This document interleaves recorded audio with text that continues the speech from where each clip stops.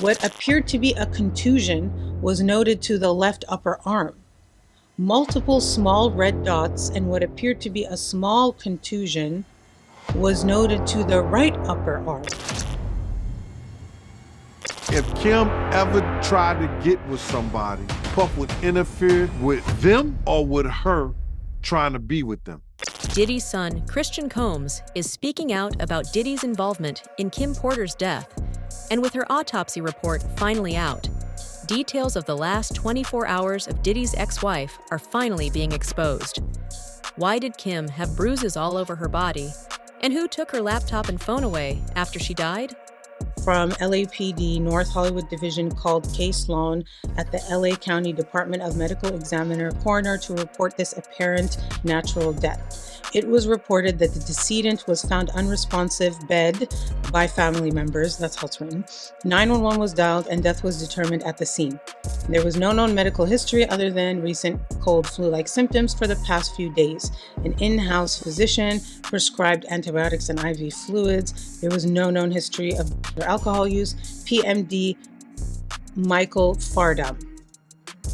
And then up here it says Farzam. So I don't know if that's her doctor that came to her home. I'm not sure.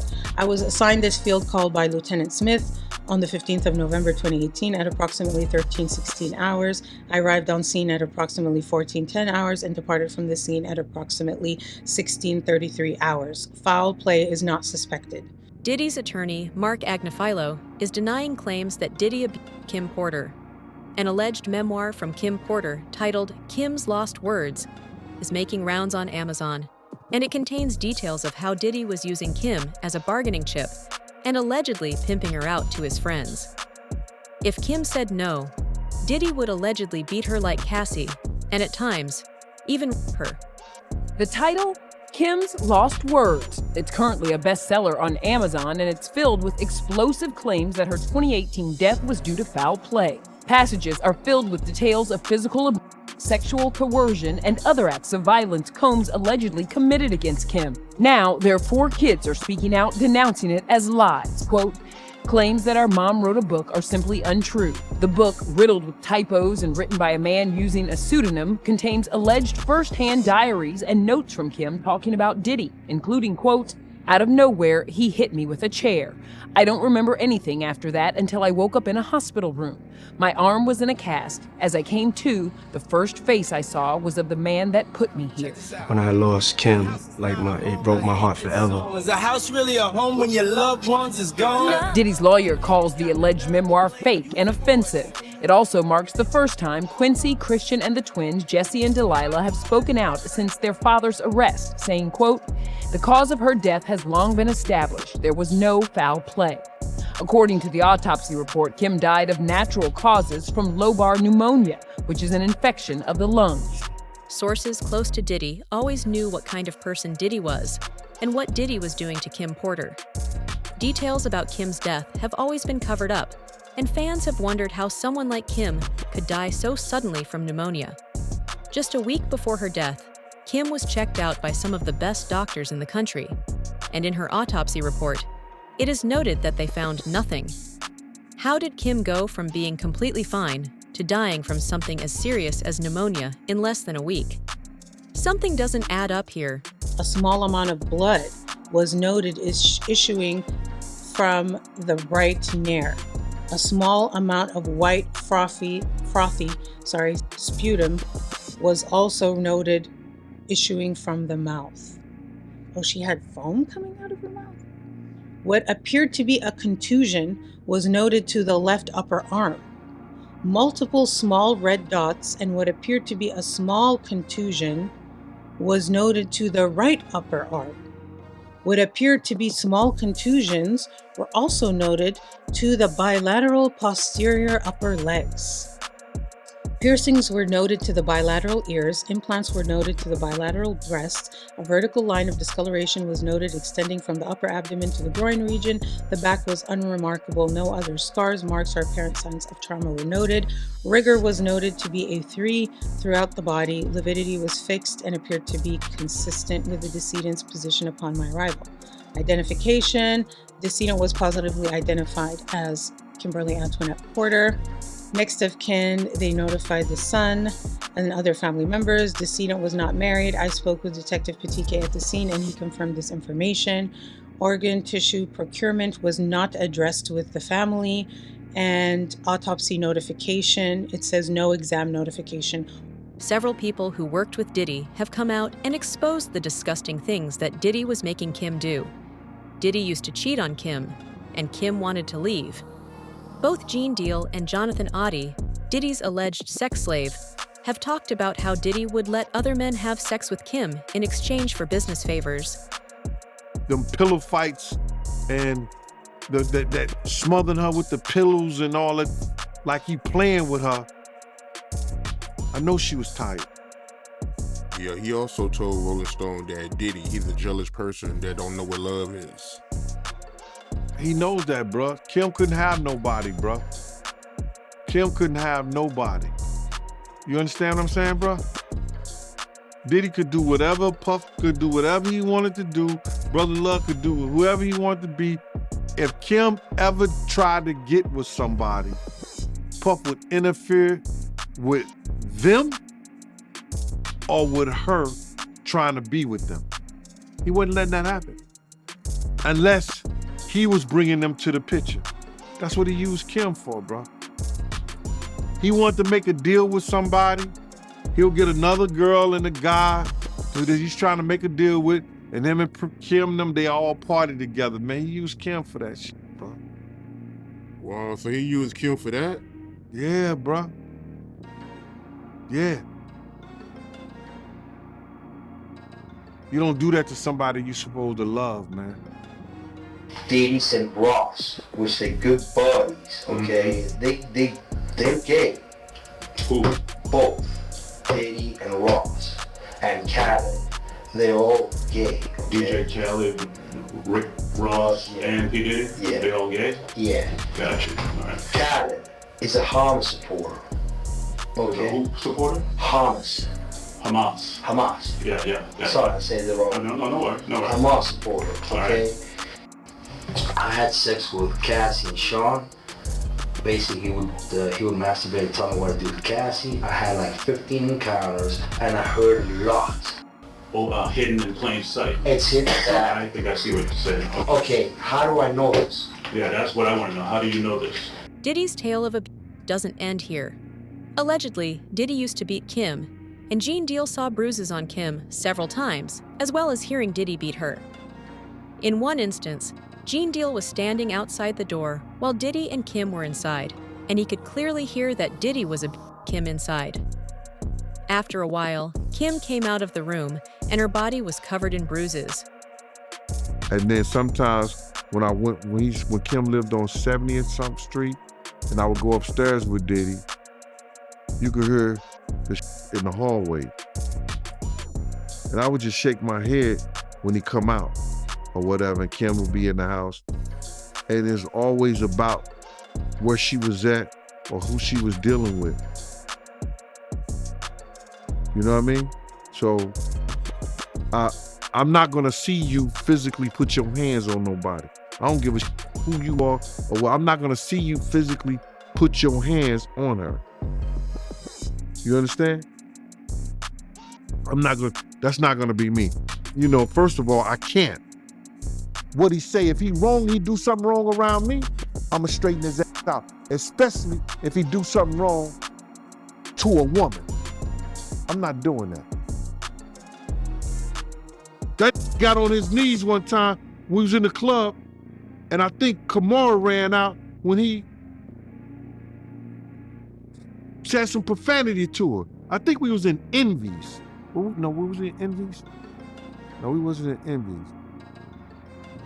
Was it Envy's or UG? We was at one club, and he had said some fly shit. I said, yo, that's Russell Simmons' wife. But if her security ain't gonna do a mother thing, he just cursed her. But that's a whole nother story at a whole nother time, bro. Crazy, man. So you could hear Diddy putting hands on Kim Porter. Well, see, he always do, like I told you, he be doing that. He'll start off, he'll have something on his mind, and he'll like that play fight with him. You understand? And he'll be hurting them when they to the point where they'll be like, yo, stop, you know what I'm saying? But you know, they got the room is locked, you don't hear none of that. And then, you know, Kim would walk out in her white robe, and you could see it in her face. But what are you gonna do? Allegedly, even Kim's dad knew what Diddy was doing to his daughter, but he didn't do anything to stop it. Everyone around Kim let her down. This girl and the other dude, and they switch up, they do their thing, they do, you know, they do that rock and roll lifestyle, bro. So he was using her for sexual activity, like orgies and, you know, threesomes and stuff like that. Yeah. With other girls, other guys, yeah. Also, Kim Porter's dad said that Kim loved Diddy, but they couldn't stay under the same roof together. Yeah, because it was only certain things that she was going to accept. And like I said, they lived that rock and roll lifestyle. If they're gonna do it together, they're gonna do it together. You're not gonna go out and sleep with Tom, Dick, and Harry, and Sally, and Sue. And that's what he was doing. She accepted the fact if we partying like this together, it's okay. But for you to go out and do it yourself, nah, I'm not accepting that. So that's why she had her own house, she had her own apartment, and he had his own. After Kim's death, Diddy started acting like no one loves Kim more than him. This is the same man who used to beat his wife every chance he got. We're definitely going to celebrate, you know, all the mothers. We're not going to get in the way of that. But, you know, honestly, anybody that's lost a mother, lost a soulmate, it takes time. It takes time, you know. I don't, you know, they say time heals all wounds. When it comes to your mother or mothers, I don't think that's the case. You know? I mean, I think we have the strongest beings. Like, if it comes to, like, a category of who's the strongest being on the face of the earth, it would have to be black mothers. I don't think anybody can ever understand how hard it is to be, you know, to be a black mother. Like Puffy, when it comes to Kim Porter, it seems like when she was alive, he was probably taking her for granted. And after she passed away, he had a regret, like, man, when she was alive, I should have, you know, been in a full committed relationship with her. It seems like he got a lot of regret when it comes to Kim Porter now. That's what it seems to me. He's living with a lot of regret. Bro, come on, stop the man. He got you fooled too, huh? Kim know all his deepest secrets. Kim knew why he was using the butt plug.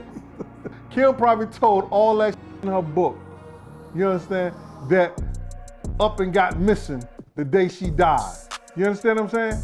See, I could say that because I used to see them in action with other couples and other people. You understand what I'm saying? I was told to watch the door. Kim knew all his deepest secrets, bruh.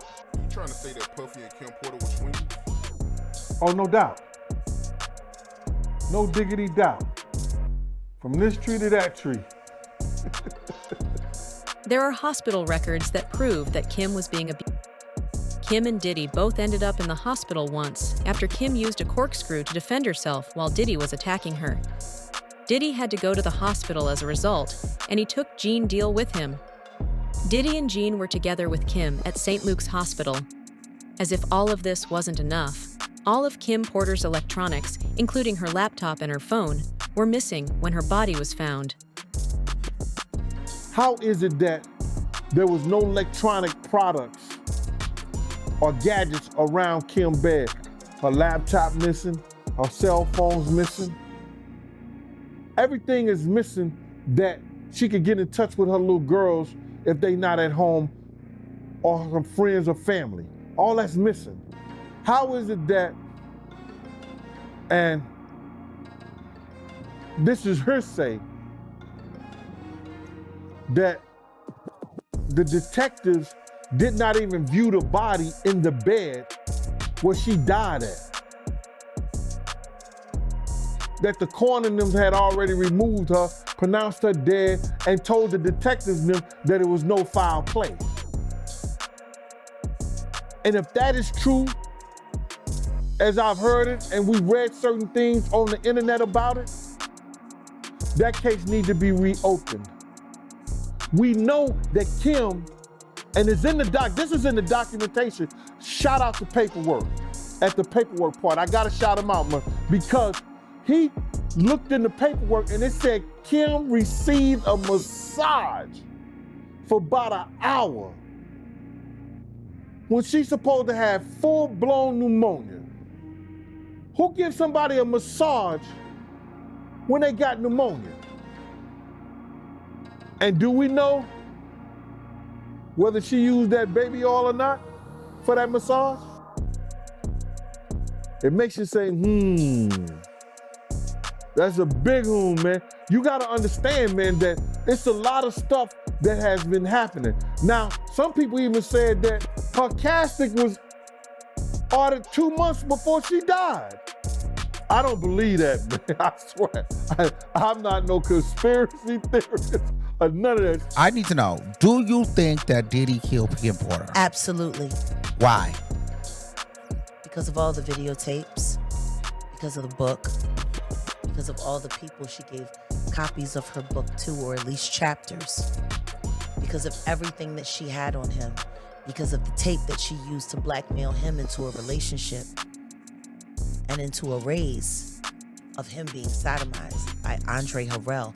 And I am not saying that allegedly, because I heard her and Kim Moore talking about it in the booth of the bathroom while snorting coke at the Kit Kat Club.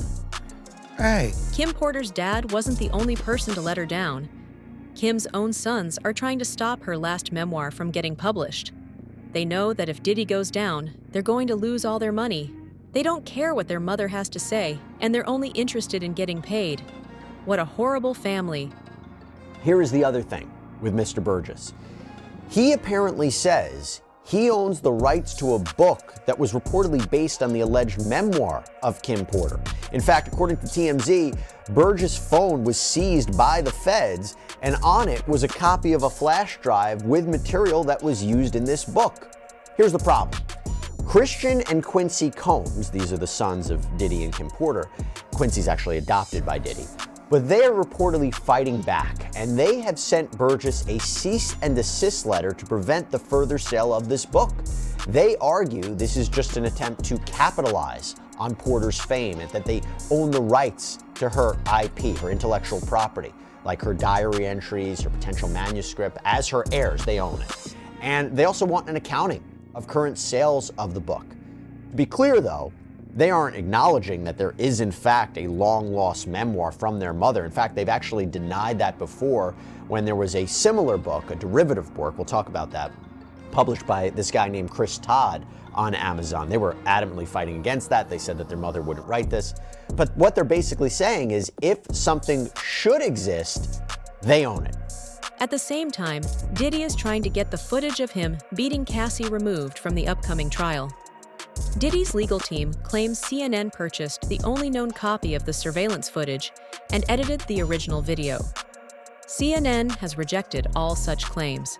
Let's talk about the showdown in the courtroom over the bombshell video allegedly showing Sean Diddy Combs beating his then-girlfriend Cassie Ventura. Now, Diddy's lawyers are arguing to exclude the footage from the rapper's upcoming sex trial. Legal contributor Brian Buckmeyer joins us now with more on what this could mean for the high-profile case.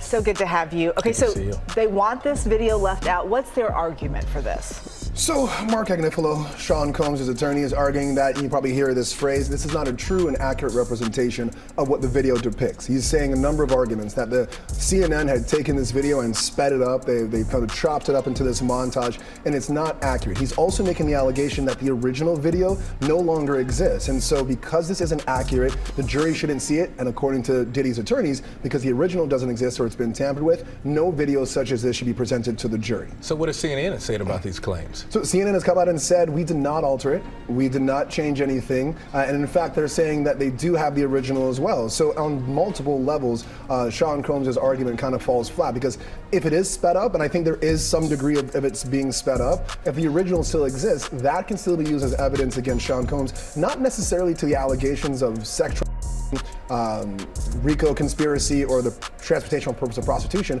but to show that this is a force that it was used to keep victim number one, who we believe to be Cassie in this video, under his control for the purpose of and this RICO conspiracy. Interestingly, this isn't the only footage of Diddy allegedly beating up women. Courtney Burgess, a longtime friend of Kim Porter, claims to have an unedited copy of Kim Porter's memoir, along with 8 freak-off tapes and 11 flash drives. And those statements include descriptions of what the witness says he saw on those tapes. So I asked him about that, and he answered what he could, given the limitations imposed on him after testifying before the grand jury. Out of those 8 videos, 8 celebrities, 6 men and 2 women, how many of those 8 celebrities were close to being underage or potentially underage? 2 males. 2 males. And of those 8 celebrities, how many of them were intoxicated or under the influence of? This is going to be all speculation. I just want to preface it by he wouldn't know if they were. Right. Sure. Appeared to Let be. me rephrase Right. it. Based on, yes. Understand. Out of the 8 celebrities who were recorded having intimate relations with Sean Combs, how many of them appeared to be either inebriated or intoxicated or under the influence? All of them. All of them. Out of those 8, how many appear to be potentially victimized? How many might have been victimizing? I think all, to be honest, all. Were victims They or victims. were perpetrating? Victims. They were, all 8 were victimized, Yeah, meaning this was happening to them and they were inebriated. Right. Not knowing, I guess, how much proof it was in it, what they was doing. And of those 8, how many seemed to be potentially minors? 2 to 3, possibly 3. Diddy had every room taped and bugged. Diddy had, yo, bro, can you imagine? He had every room taped and bugged, and they found little bugs and little tape recorders. I mean, little those micro projectors or whatever like that, or video cameras. They found them in the house, bro. So by them having those things in the house, and people know there's alcohol, there's loose women, there's loose men, woman on woman, man on man, all kind of crazy shit. Bruh, they just wondering who or when they're gonna let this stuff be known. If it's on videotape.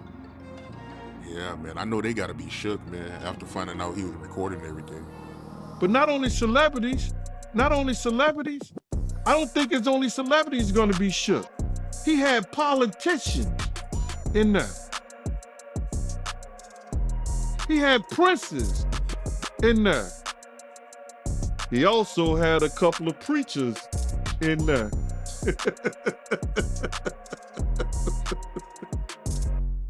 Hallelujah. That's crazy. You personally, you think they got tapes? Well, my personal opinion that if Lil Rob could be trusted and his statements are true, they got him. They got tapes and stuff. Diddy isn't the only one who's going to end up in jail if this footage comes out. Both his sons are involved in separate cases and were photographed at Diddy's freak-off parties. There's also 26-year-old Grace O'Marcaigh, who just filed a sexual assault lawsuit against Diddy's son, Christian Combs. Grace claims that Christian groped her and sexually harassed her after joining her at one of Diddy's yacht parties. When attorney Tyrone Blackburn, the man already representing Rodney Jones, filed a civil complaint on behalf of his client, Grace O'Marcaigh. I apologize if I'm mispronouncing her last name, but I believe it is O'Marcaigh. Grace O'Marcaigh in Los Angeles Superior Court, accusing 26-year-old Christian Combs of her and sexually assaulting her in December of 2022 when she was working in a charter boat in St. Martin. So according to the lawsuit, Omarke says that she had been working as a steward, providing food and drinks on that yacht for a 12-hour period. And she was 25 years old at the time.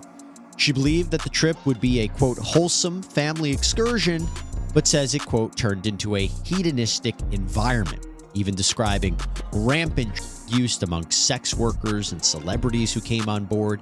She believes that the alcohol on the yacht had been laced with because she says women would have one drink and then almost immediately pass out or start falling over. This is, by the way, something that it was also alleged in Jones's lawsuit, that Combs would spike the drinks of different people. But focusing on Christian Combs, Omarke says that Christian Combs had been staying at a villa on the shore, but that he would come onto the yacht in the evening to party. And on December 28, 2022, Christian reportedly arrived very intoxicated and then proceeded to pressure Omarke to take shots of tequila. She did. Christian allegedly tried to get her to drink more in the yacht's makeshift studio. Omarke alleges that Christian kissed her neck, kissed her face, as he groped her legs, breasts, and private areas. Everyone close to Diddy was just as bad as him, and the lawsuits against his sons prove this. The apple doesn't fall far from the tree, and the things that Diddy's sons did are proof that they're just as bad as their father. Trafficking minors while having minor sisters themselves is horrifying. For Diddy and sometimes others sexually assault them. There are also allegations that Diddy forced these victims to have sex with prostitutes as he touched himself. He called these situations freak-offs, and oftentimes he recorded them. Here's where some of the allegations against his son Justin Combs come in. So all this takes us back to February, when Rodney Jones, also known as the producer Lil Rod, filed civil suit against Diddy. In his lengthy lawsuit, Lil Rod straight name drops Justin Combs, describing him as someone who solicits prostitutes, underage girls, and sex workers. There's actually a picture of Justin Combs with an allegedly underage girl shown in the lawsuit. Now, in this specific instance, Lil Rod alleges at least one underage girl came to Diddy's home for a listening party. A sex worker was also apparently solicited, and a freak-off ensued. As an aside, this is the same night that Lil Rod alleges Diddy forced him to take a laced shot. He started to feel lightheaded and then woke up at 4 o'clock in the morning, naked next to a sex worker. It's important to note Justin Combs is listed as a defendant on this case because, according to Lil Rod, he facilitated Diddy's alleged RICO enterprise and at times participated.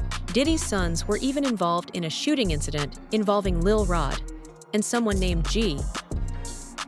Lil Rod alleged that Diddy and his son Justin were involved in the shooting and that they instructed him to lie to the police about the incident. He claims that Combs told him to say the shooting happened outside the studio as a result of a drive-by attack. According to court documents, it happened on September 12, 2022, outside Diddy's Chalice Studios. Lil Rod says Diddy, his son Justin, and Justin's friend who went by G were all there when things got heated. Lil Rod says he heard multiple gunshots ring out and later found G on the bathroom floor in the fetal position. Lil Rod says he was bleeding out of his hip and leg area. Lil Rod says he was applying pressure to G's wounds and then asked the crowd to call an ambulance. At that point, both Diddy and Justin Combs disappeared to another part of the studio. Diddy then gave strict instructions to inform the police that he had nothing to do with the shooting. He also forced Mr. Jones to lie to the police by telling them that G was shot standing outside the studio by a drive-by assailant. So that specific allegation involves Diddy's son Justin, but another allegation and entirely separate civil lawsuit involves his other son Christian, or King Combs. Grace Omarke alleges that Christian Combs sexually assaulted her on a yacht in December 2022, and she says it was facilitated by Diddy. As the final pieces of this shocking story begin to emerge, one thing is clear. Nothing about Kim Porter's last 24 hours is adding up. With Diddy's own son, Christian Combs, stepping forward and explosive new details surfacing, we're left with more questions than answers. Why did Kim Porter suffer unexplained injuries? Who silenced the evidence by taking her laptop and phone? And just how deep does this cover-up go? Drop your thoughts in the comments below. If you found this video eye-opening, don't forget to like, subscribe, and turn on notifications so you never miss an update. We'll be back with more as this story continues to unfold. Thanks for watching, and stay tuned.